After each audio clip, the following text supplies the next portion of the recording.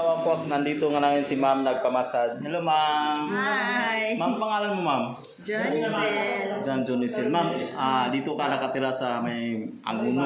So, Barangay Kalayaan? Kalayaan. So ma'am, actually nagpamassage ka kanina. Sa before ka na massage, anong mga naramdaman mo? Sobrang bigat ng katawan ko. Ang dami kong lamig-lamig.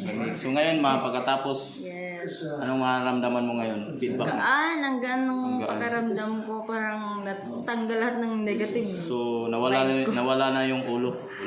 Sakit ng ulo.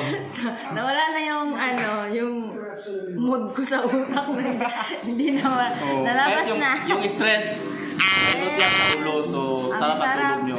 So, anong masabi mo sa hindi pa nagpamassage?